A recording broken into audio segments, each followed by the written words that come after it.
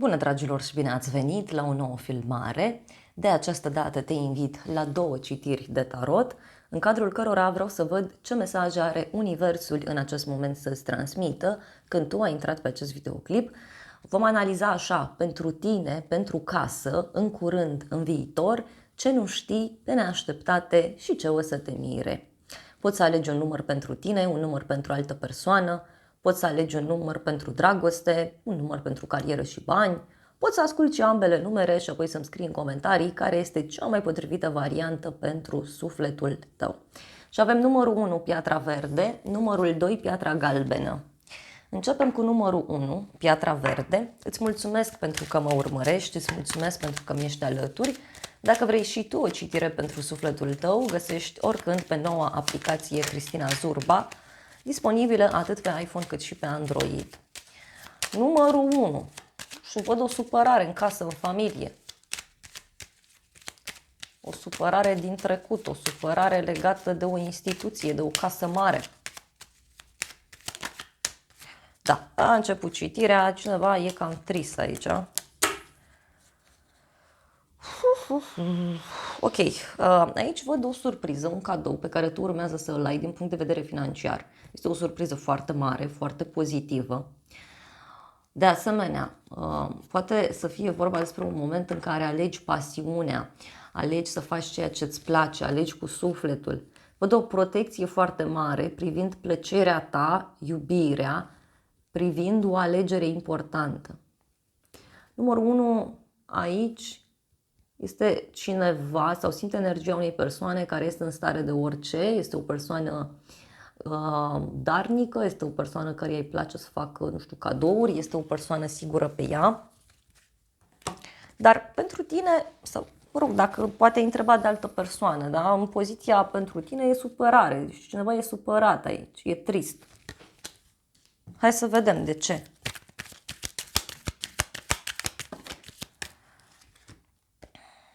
În legătură cu o persoană vicleană, deci poate, nu știu, ești supărat sau supărată în legătură cu o persoană care riscă foarte mult, este o persoană norocoasă, dar în același timp este ușor vicleană, deci nu e o persoană foarte sinceră. Sunt niște lucruri aici, e ca și cum spui, băi, am riscat pentru situația asta și uite, acum îmi dau seama că nu funcționează. Pentru casa ta avem o femeie matură, este o femeie care fie plânge după trecut, fie este o femeie asumată, o văduvă, cineva care a mai avut o relație serioasă, poate ești tu, da, și ești o persoană singură, dar poate să fie o mătușă, cineva din viața ta care, uite, îți poate oferi un sfat bun, îți poate fi alături, îți poate da o veste extraordinar de bună. Unii poate să te prinși cu o moștenire. Este o persoană puțin geloasă aici, și cu niște piedici, da? Atenție la cineva care, nu știu, fie te blochează din punct de vedere energetic, fie este o persoană puțin geloasă, cineva care pune niște piedici, cineva care merge într-o direcție ciudată. Da? Uite, avem un bărbat matur și intrigi între femei. Poate este o discuție în casă. În curând, o veste despre un final, deci aici ceva se închide, afli despre finalizarea unui proiect, finalizarea unei situații, afli despre faptul că, nu știu, ceva se clarifică. Să vedem ce e cu sfârșitul. Este un sfârșit în care tu vei fi lăudat, vei fi onorat, poate aștepți să se finalizeze un proiect sau aici poate aștepți să se rezolve ceva important pentru tine. Și dacă e așa, atunci răspunsul este pozitiv. Ia uite, e un noroc mare legat de o sumă de bani, legat de un proiect. Hai să vedem ce mai are legătură sfârșitul ăsta. Este o veste bună în legătură cu o problemă de sănătate, cu un conflict. E cineva aici care primește o veste, primește un e-mail. Deci se termină aici în curând o perioadă agitată. Dar, repet, tu ieși bine din poveste. În viitor avem o persoană aici gânditoare, este o persoană inteligentă. Văd aici o legătură cu o persoană cu părul deschis la culoare. Este cineva care se ocupă cu actele sau este o persoană care lucrează cu mintea. Și văd aici în viitor că cineva este foarte mult pus pe gânduri. Însă simte o energie de eliberare, de liniște. Și o legătură cu o persoană intelectuală poate să fie. Este cineva care îți face o bucurie mică și care îți dă o veste bună. Deci în viitor.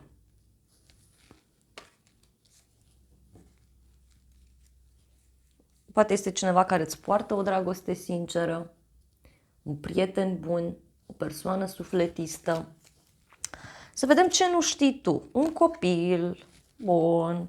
Tu nu știi aici ceva legat de un copil sau ceva legat de un nou început. Poate o nouă persoană. Hai să vedem. O surpriză, da? Deci tu nu știi aici că cineva a avut o surpriză sau are o surpriză în legătură cu un copil. Poate copilul tău îți face o surpriză.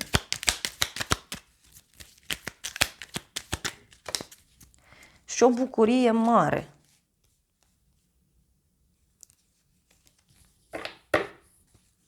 Nu știi aici că cineva este foarte bucuros? Sau poate este o persoană nouă care vrea să te cunoască și încearcă să te caute, încearcă să dea de tine. Mai vreau un mesaj. O veste despre un final și un cadou. Deci aici tu nu știi despre cineva care are parte de o surpriză. Are parte de o bucurie. Clarificăm imediat. Pe neașteptate, o vizită, deci îți vine cineva în vizită sau te duci tu undeva, te întâlnești cu o persoană fără să vrei, undeva anume.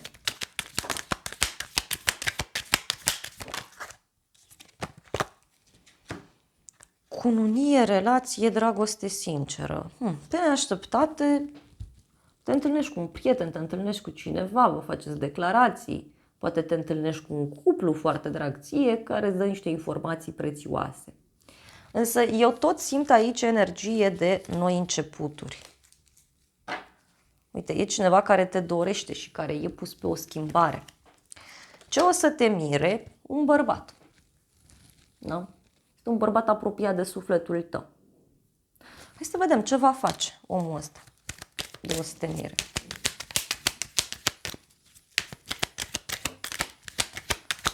Bun, e un bărbat matur care se sfătuiește cu altcineva.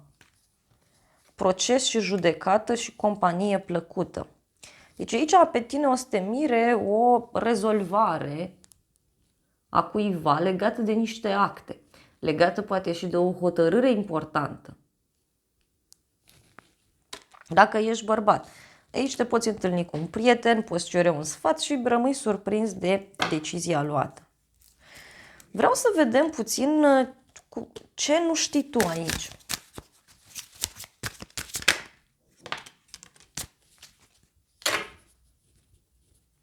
Chimie, pasiune, libertate.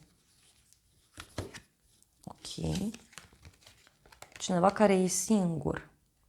Poate tu nu știi aici că cineva își dorește libertate, își dorește pasiune, iubire.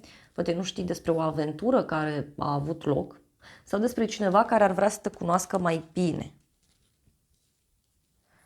Da? Este vorba despre o alegere. Uite, dacă ești femeie, mai ales.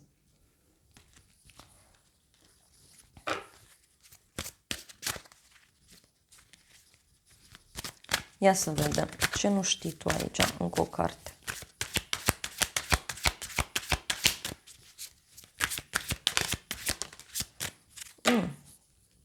Deci tu nu știi despre o întâlnire, e o întâlnire de dragoste sau poate să fie cineva care vrea să te surprindă cu ceva.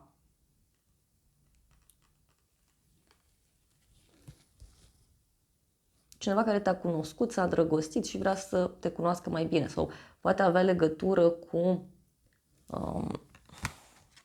o întâlnire, ți-am zis, de dragoste pe care cineva a avut-o.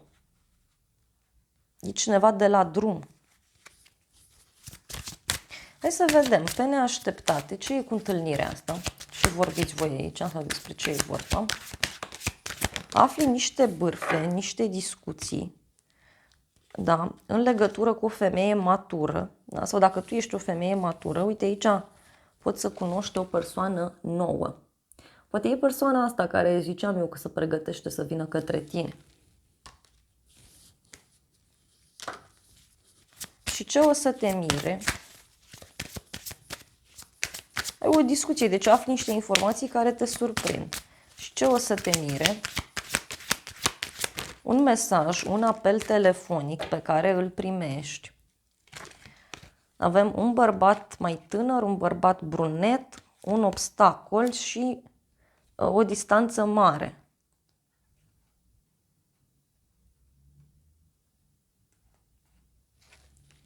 Aici o să rămâi surprins de niște conversații pe care cineva le are.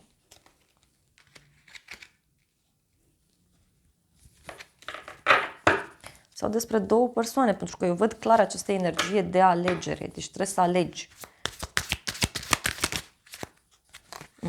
Parcă e între trecut și viitor. Pentru că eu văd și o iubire din trecut. Da.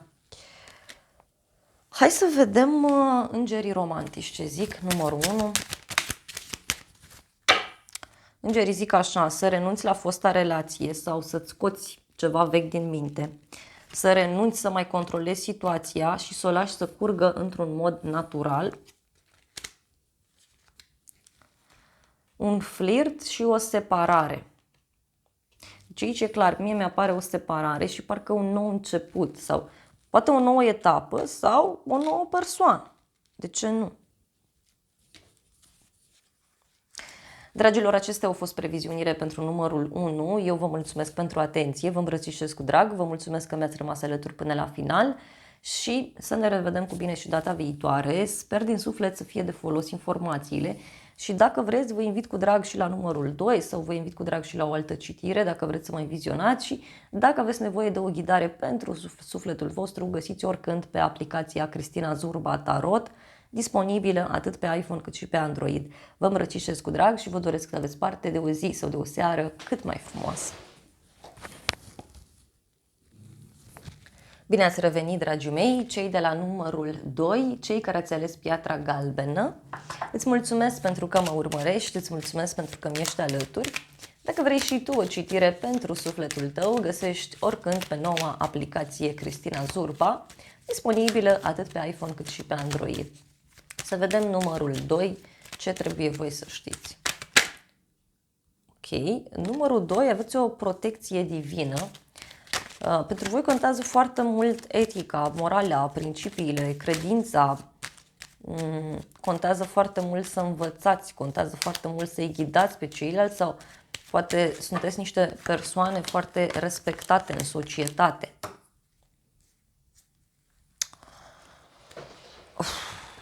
E cineva aici care, nu știu, încă mai are speranță. Mai ai speranță, totuși, în legătură cu o situație tensionată, în legătură cu ceva ce nu a funcționat la timp. Ai o speranță aici, totuși, în legătură cu un prieten. Văd multă liniște, dar în același timp și o oarecare suferință sau tristețe, poate a unui prieten. Pentru tine avem preotul, deci așa cum spuneam, în momentul de față poate te rogi, meditezi, poate ai o susținere foarte mare din partea unui terapeut, din partea unei persoane importante, dar este clar pentru numărul 2 și un moment în care, știu, simt că voi nu sunteți dispuși să faceți un compromis. Nu puteți să faceți asta. Vedeți ceva divin în voi. Da, e cu supărare în momentul de față, da? E o supărare în legătură cu o relație, în legătură cu o pierdere, în legătură cu poate o persoană importantă.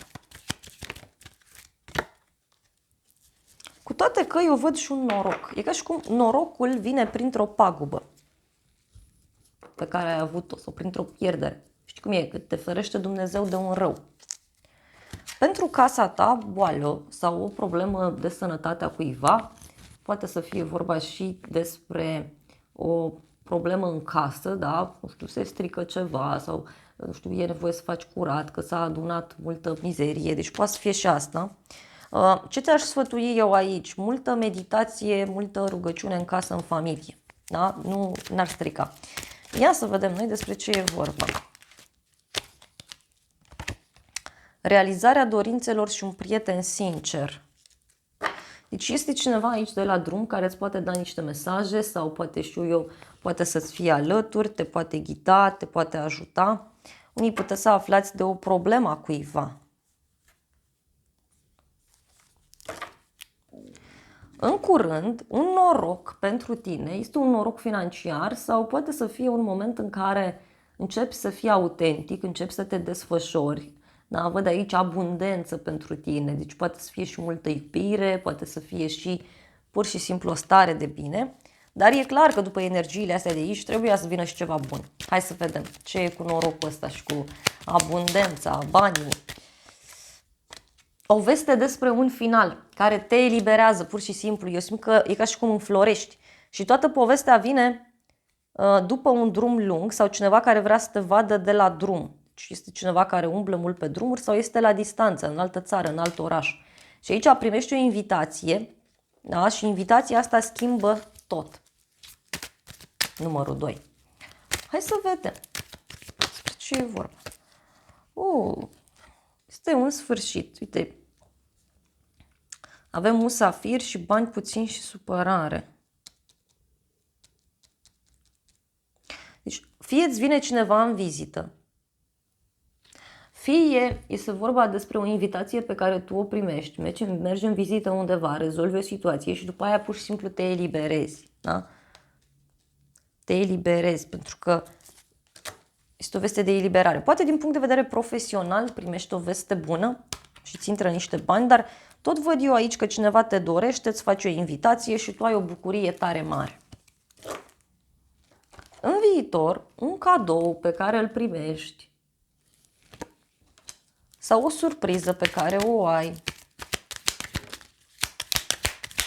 ceva care ție ți-aduce foarte mult noroc, și anume cineva care vrea să te revadă, să-ți dea un cadou, să-ți fie alături, să te ghideze, să-ți dea un sfat. În viitor. Cineva vrea să te revadă, avem aici.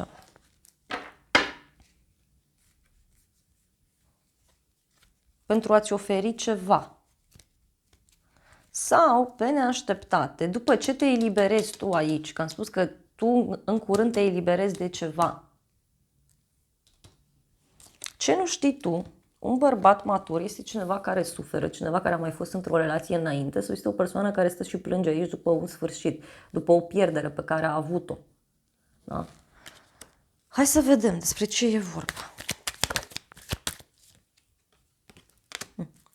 Cineva care îți dă o veste bună sau este cineva care are parte de o bucurie mare aici privind o casă.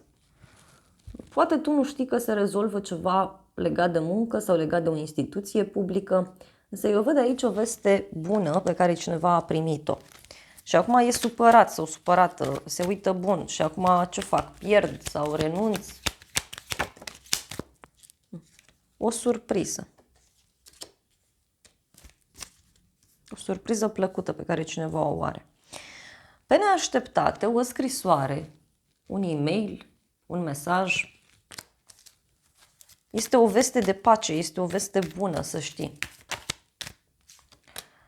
O veste cu ceartă sau o veste care agită spiritele. Cu toate că este o veste bună. Și vestea asta, uite, va schimba destul de mult lucrurile pe neașteptate. Poate este vestea asta care ține de sfârșitul ăsta, de norocul ăsta.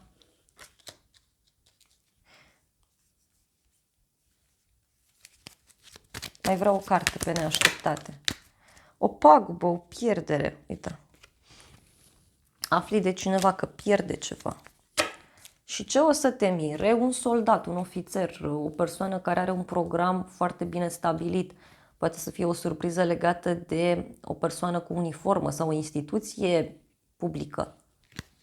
Un program cineva care stă drept în fața ta sau o decizie oficială, ce o să te mire. Întâlnire, bărbat matur și te dorește cineva. Deci aici o să te mire faptul că cineva, e ca și cum spune, vreau să am o relație oficială cu tine, vreau să te cunosc mai bine. Pentru unii poate să fie o nouă persoană care apare, da? Sau partenerul își rezolvă, nu știu, problemele de la muncă sau știu eu ce are de rezolvat acolo. Și asta e surpriza. Cineva aici dă dovadă de corectitudine. Și e ceva serios pe un termen lung și foarte lung. Da. Hai să clarificăm puțin, să vedem ce nu știi tu aici.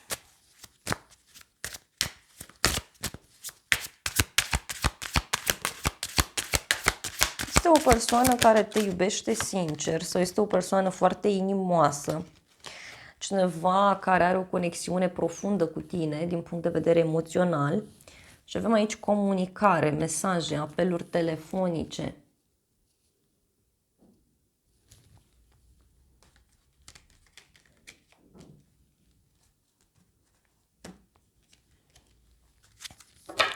Cineva care a primit niște mesaje.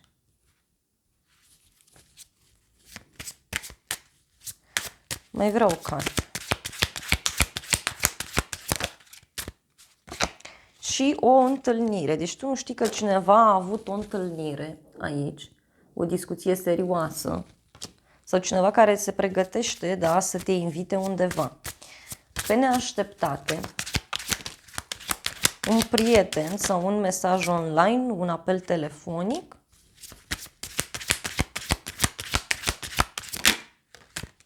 de la o persoană cu părul deschis la culoare, poate să fie o persoană blândă, iubitoare, poate să fie o persoană căreia îi place așa să se bucure de viață. Este o persoană care te valorifică sau cineva, este o persoană de calitate, sinceră, bună, da? Care, uite, îți dă o veste în legătură cu un bărbat mai tânăr sau în legătură cu o persoană care are un aspect fizic mai tânăr, poate să fie. Da? Și ceva legat de o nouă iubire, o nouă persoană, un nou început. Nu știu, te sună o prietenă și spune, băi, uite, m-am îndrăgostit, mi-am găsit pe cineva. Un rege de gheață, foarte interesant. Poate afli niște informații destul de prețioase. Hai să vedem ce o să te mire. Cununie, relație serioasă, parteneriat și un suflet geamă sau o relație karmică. De aici poate fi un contract pe care îl semnezi sau o discuție serioasă pe care o ai cu o persoană privind viitorul relației. Pentru unii, v-am zis, e foarte accentuată această idee cum că apare cineva în viața voastră. Aici e o iubire din trecut care revine și care e posibil să dea puțin peste cap lucrurile sau este o legătură karmică profundă. Ceva din trecut, o relație toxică, oportunități noi care apar. Deci fie este o nouă relație, dar aici o relație, o colaborare, o prietenie, dar aici este ceva foarte toxic sau este o conexiune foarte profundă. Da, hai să vedem și îngerii romantici ce zic. Banii și cariera. Banii sunt un factor care influențează viața ta amoroasă chiar acum. Fie tu ai astfel de probleme, fie partenerul, fie sunteți colegi sau știu eu. Apoi avem exprimă-ți dragostea, mergi și fă acele gesturi romantice, iartă și învață. Pe cât vei face pace cu trecutul, pe atât experiențele tale în dragoste vor fi mult mai frumoase în momentul prezent. Da? Împăcare. Cineva din trecutul tău văd aici că face eforturi să vă împăcați sau poate tu faci efort să te împaci cu cineva.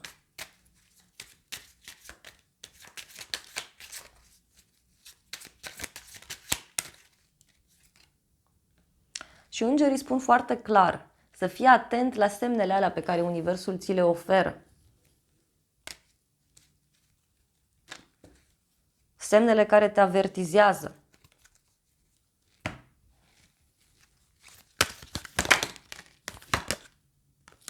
persoană căreia este frică, este o persoană sinceră, dar este o persoană căreia este teamă sau cineva care are un proiect important, cineva care are o sarcină, da, poate să fie și asta, și avem ceva ascuns, ceva valoros, da, adică ca și cum aici a cuiva este teamă, cineva reacționează într-un mod diferit. Ți este teamă să te valorifici tu ca femeie, dacă ești femeie?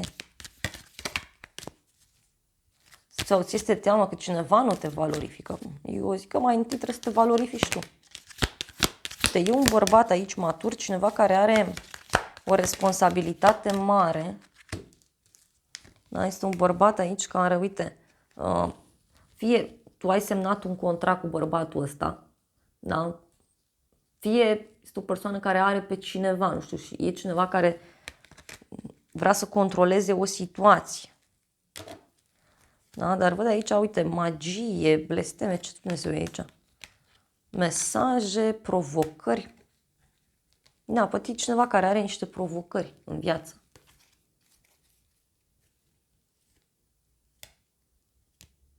Da, este o veste surprinzătoare care apare aici, e clar, de la o femeie. Dragilor, acestea au fost previziunile de această dată. Eu vă mulțumesc pentru atenție, vă îmbrățișez cu drag, vă mulțumesc că mi-ați rămas alături până la final. Sper din suflet să fie de folos informațiile și dacă vrei și o analiză pentru sufletul tău, găsești oricând gratuit pe noua aplicație Cristina Zurba, disponibilă atât pe iPhone cât și pe Android. Te invit cu mare drag acolo, te îmbrățișez și să ne revedem cu bine și data viitoare.